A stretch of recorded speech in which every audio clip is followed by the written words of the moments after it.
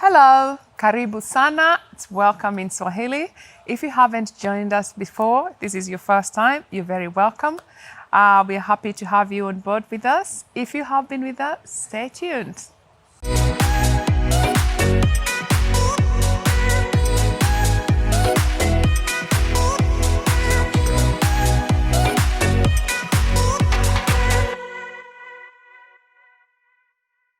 If you have subscribed, thank you very much. If you haven't, please click like and share.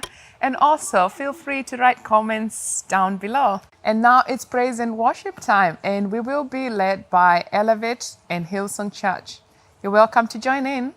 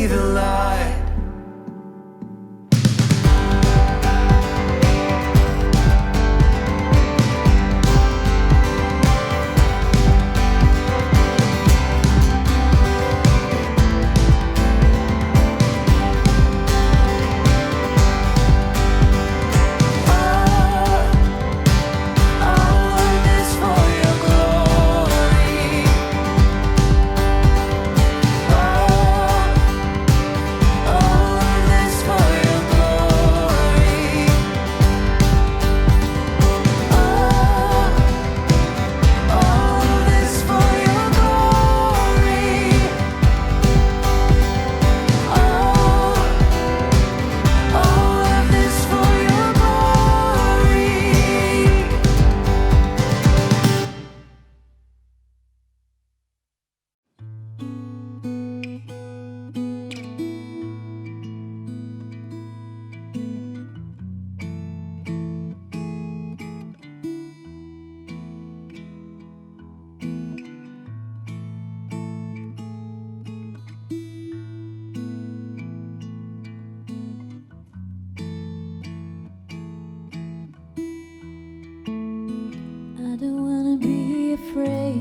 Every time I face the waves, I don't wanna be afraid. I don't wanna be afraid. I don't wanna feel the storm just because I hear it roar. I don't wanna feel the storm. I don't wanna feel the storm. Peace, be still. Say the word and I will set my feet upon the sea till I'm dancing in the deep. Peace, be still. You are here, so it is well. Even when my eyes can't see, I will trust the voice that speaks.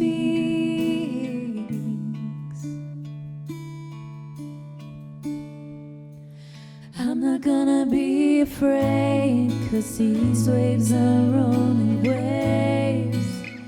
I'm not gonna be afraid. I'm not gonna be afraid. I'm not gonna fear the storm. You are greater than its roar. I'm not gonna fear the storm. I'm not gonna fear it all. Peace, be still. Say the word and I will set my feet upon the sea till I'm dancing in the deep. Peace, be still. You are here, so it is well. Even when my eyes can't see, I will trust the voice that speaks. Peace, peace over me.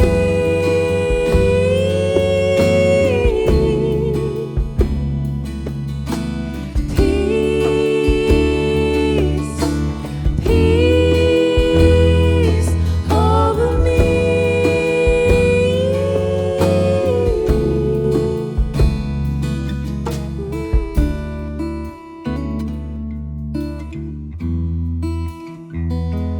Over me.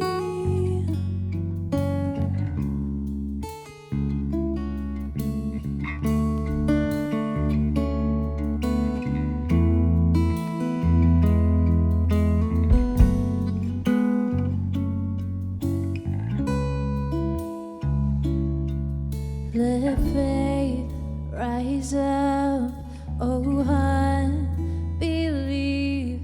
Let faith rise up in me.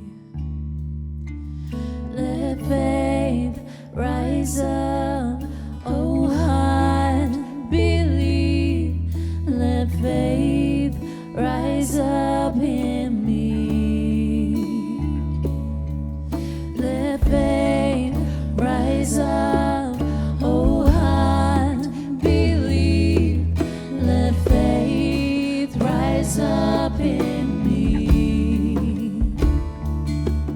Let faith rise up, oh heart, believe. Let faith rise up in me. Let faith rise up, oh heart, believe. Let faith rise up in me.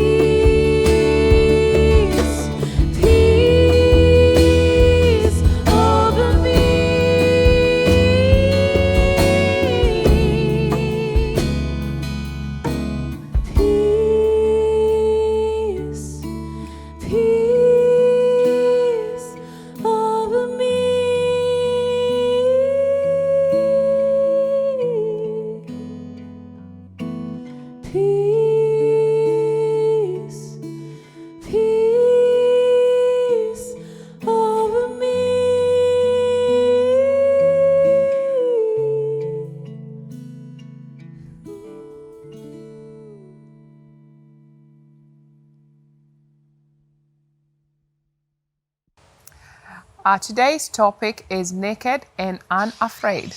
And the speaker is Mark Pomery, the soon-to-be birthday boy. Hey, welcome to our Elevate online family from wherever it is in the world you're joining us. Great to have you here. Now, as Mombi has already revealed, I am the soon-to-be birthday boy, which is next week. So when you join us for our online experience next week, it'll be my birthday. So I encourage you to bring your own cake to wherever it is you're joining us from. And while I'm preaching, you can eat cake, which you can't always do if you're in a physical church building. So there's an advantage of the technology that we're using for our online experience. I must point out though, Mombi did bury the lead because today is actually her birthday. So here's what I want you to do is I want you to give Mombi a shout out in the comments section, wish her a happy birthday. If you aren't sure how to spell Mombi, our media team spent hours designing this. So this is how you, let's see. All right, Siri, quiet please. There you go. It's back to front. I think our media team, well, I'll have a coaching conversation with him. We'll sort it out. This is week 2 of our brand new series called Naked and Unafraid. And the series is all about embracing the risks and experiencing the rewards of living a large and expansive life. And last week, our great friend Steve Hall launched this series with a message we called risk exposure. The big idea there is that playing it safe is dangerous. And he looked at a story from the life of King David and David's wife, Michal. And Michal decided to experience life looking out the window compared with David, who was experiencing the joy of life and the rewards of life dancing on the street. And dancing on the street is always better than simply holding back and looking out the window. Well, today in week 2, I want to talk about abandoning smallness. And this idea of abandoning smallness comes from something that Paul wrote to the church in Corinth. So if you've got a second device, phone, tablet, if you've got a second device, I encourage you to open the Bible app, join with us, open the Bible app to 2 Corinthians. So this is the second letter that Paul wrote to the church in Corinth, 2 Corinthians chapter 6, and I'm going to read from the Message version. And I want to just drill right into that from the get-go and then unpack that idea that Paul highlights as we continue through this message. And he wrote this with a great deal of affection. You can see this in the words he's writing. Dear Corinthians, I can't tell you how much I long for you to enter this wide, open, spacious life. We didn't fence you in. And, you know, the we there is the church leaders. And in fact, you know, as representatives of God, it's even highlighting that God didn't fence you in. The smallness you feel comes from within you. Your lives aren't small, but you're living them in a small way. Look, I'm speaking as plainly as I can and with great affection. Open up your lives. Live openly and expansively. You know, Paul highlighted the problem that the church in Corinth were living their lives fenced in, living their lives in a small way. And then inviting them and challenging them to make a shift, to actually move from inside this fence of smallness, to actually break free of that fence, move beyond that fence of smallness and start to experience the wide, open, spacious life that God calls us to and that God promises as followers of Jesus. Now, my wife, Louisa, about 5 years ago, she was working in an admin job at a high school.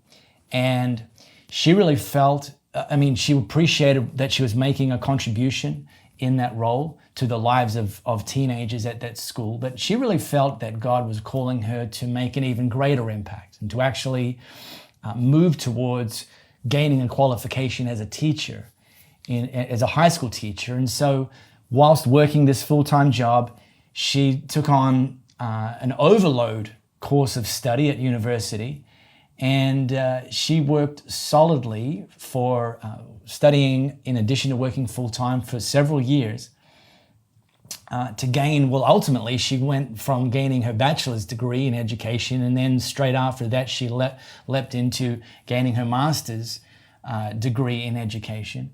And today she's she spent some time teaching in the classroom, as is pretty standard, and then was promoted to a middle leadership role at her high school, where she's now the head of year over 600 students in that high school. And for her, it was about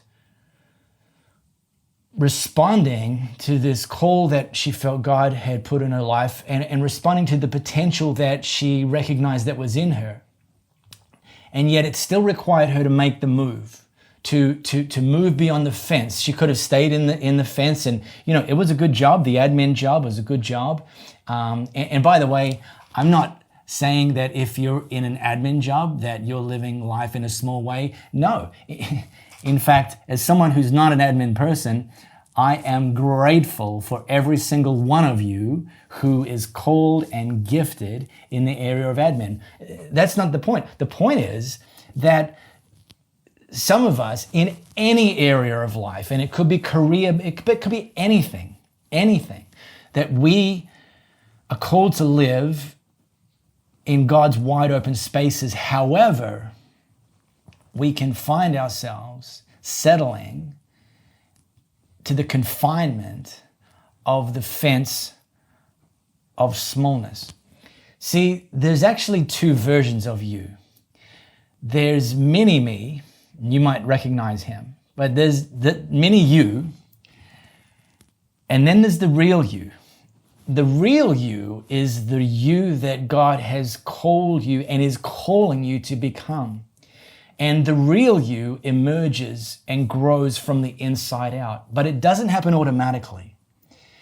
It happens because daily, weekly, monthly, yearly, you and I decide that we're going to continue to take next steps to move away from the fence of smallness and live and move and experience God's wide open spaces. Before we can identify some solutions, it's always critical to have a clear handle on the problem.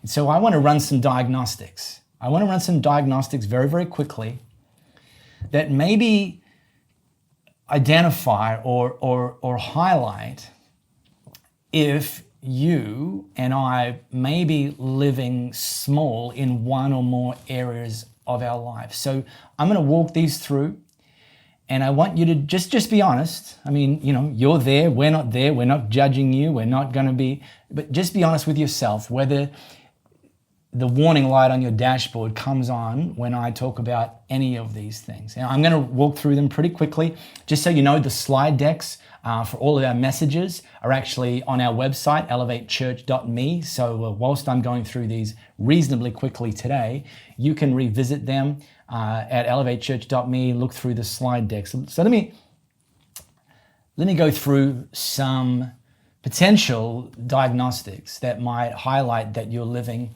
small, living fenced in.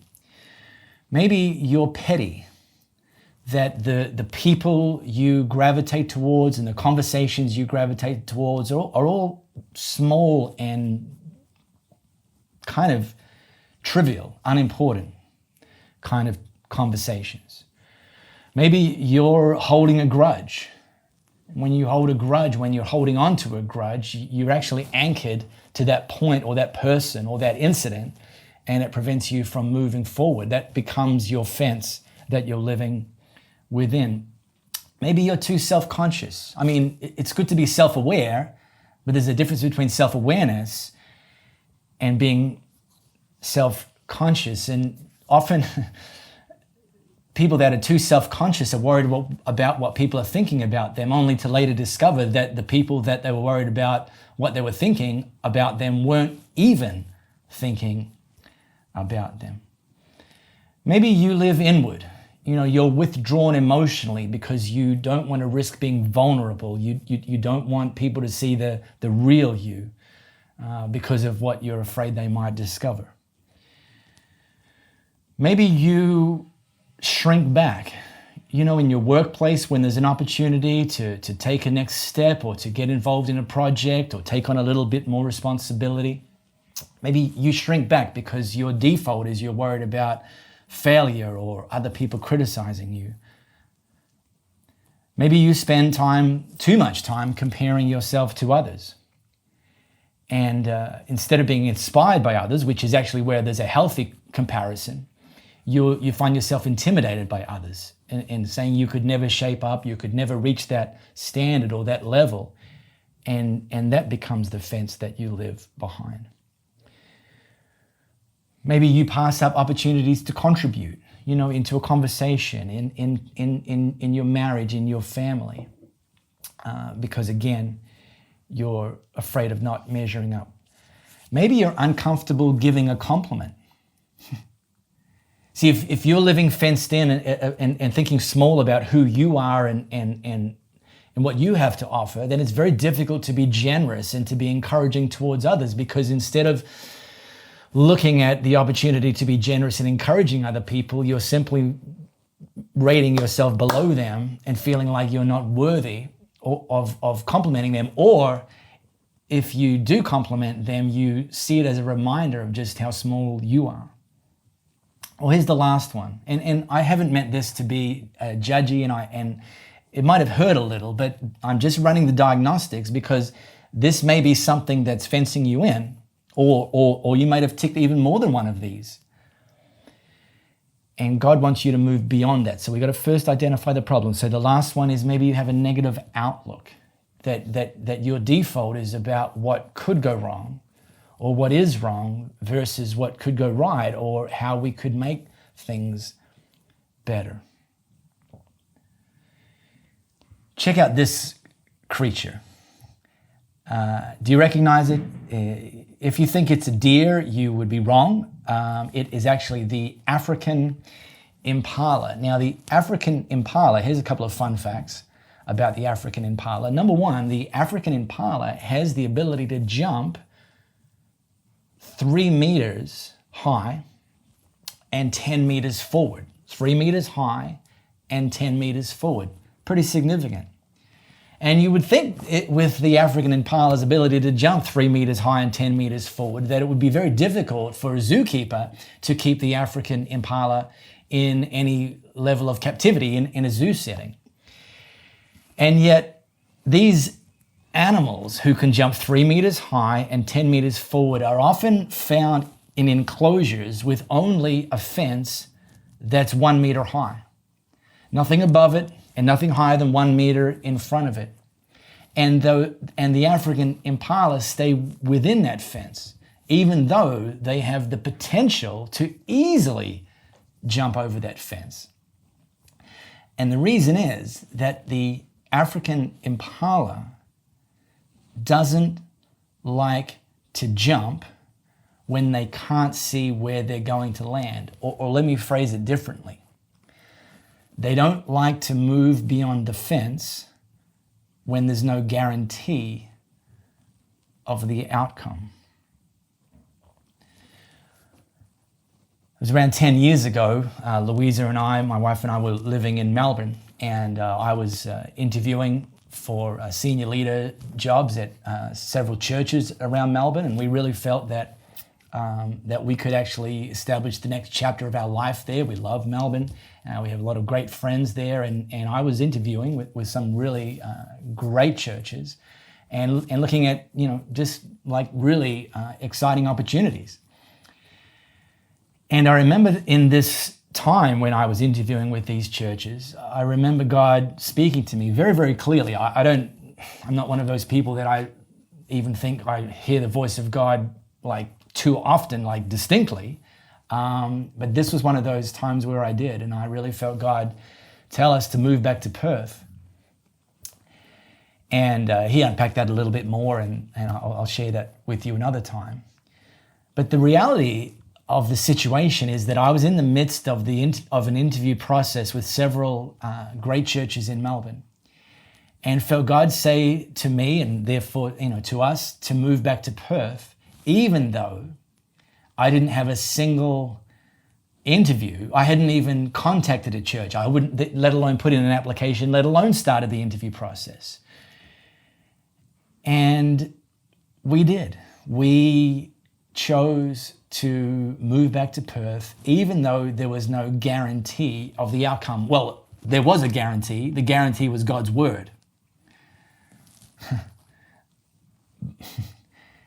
But sometimes, look, let's face it, real talk, sometimes we don't even think that's enough. We want to see the application, the interview, the job offer, or whatever it is. And I don't share that story as a flex.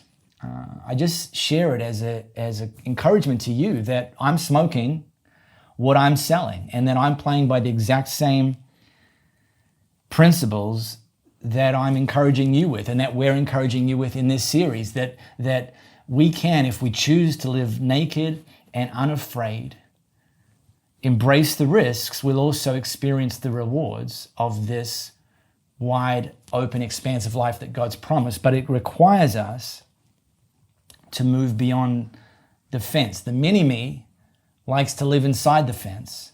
The real you, the you that God's called you to with boundless potential, has to move beyond the fence of certainty in order to experience those rewards. Now, this same guy, Paul, that wrote the letter to the church in Corinth, also wrote a letter, or ultimately he wrote a couple of letters, but I want to drop you into a slice of a letter he wrote to one of his proteges. It was a guy named Timothy.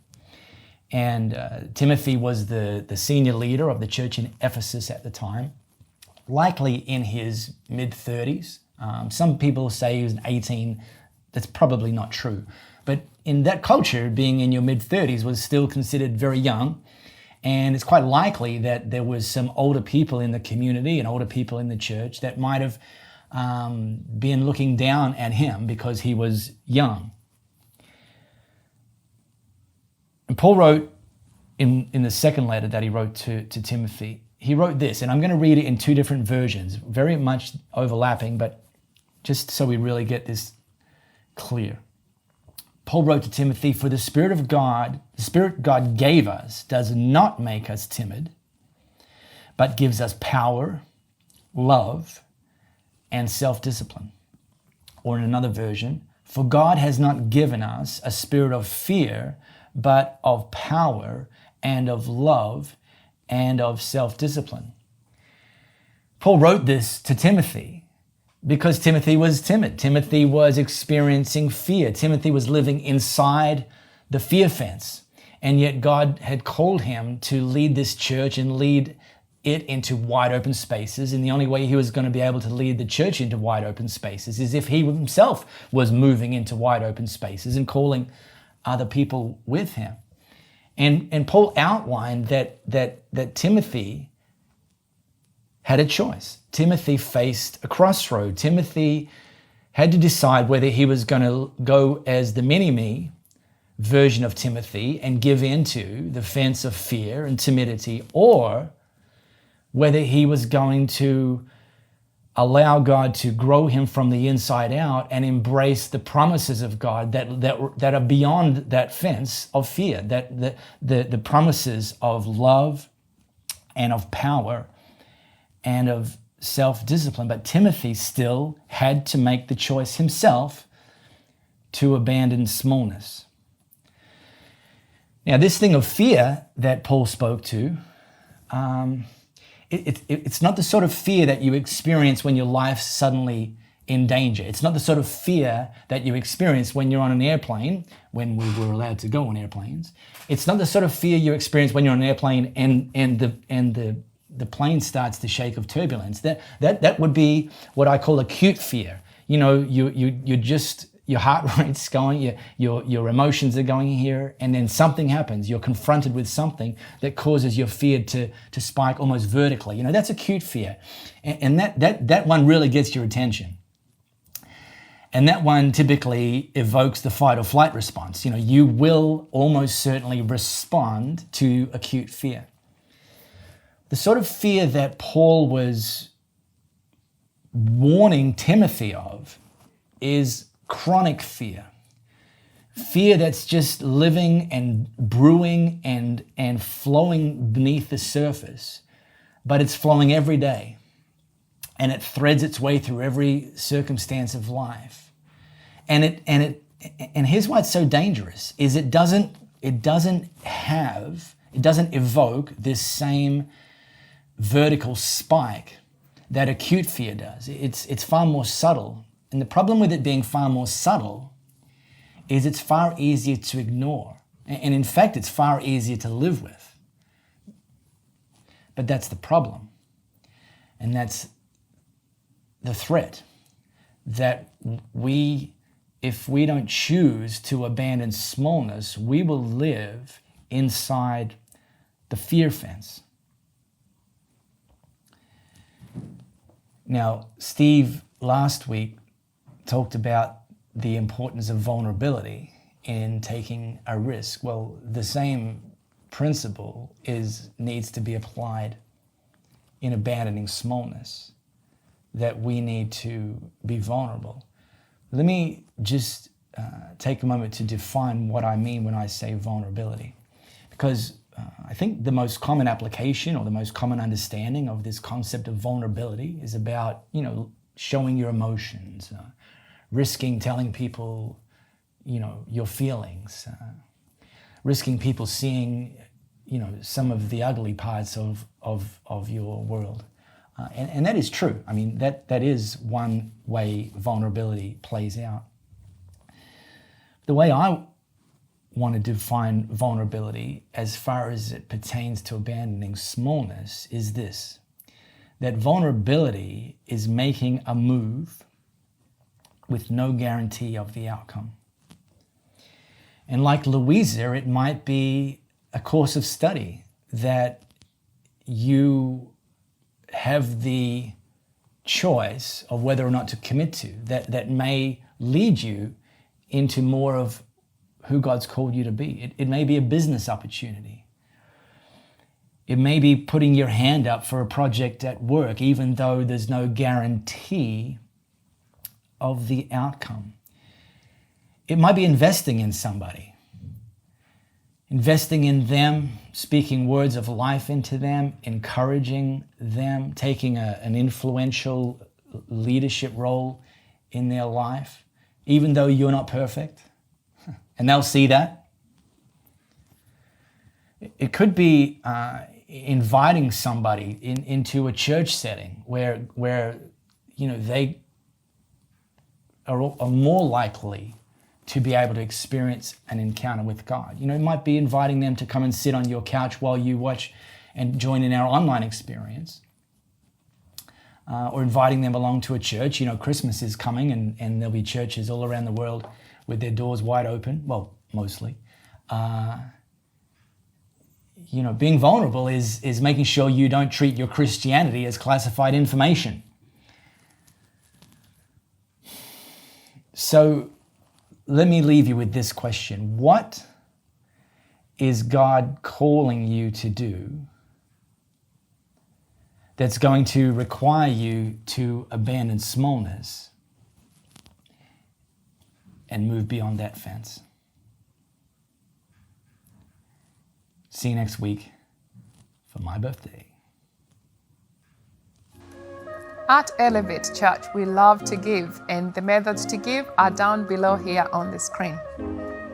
We hope you have been inspired by today's message. Now, we do encourage you to go to our Elevate Church app and go to the group notes and flick through and see if you can study during the week.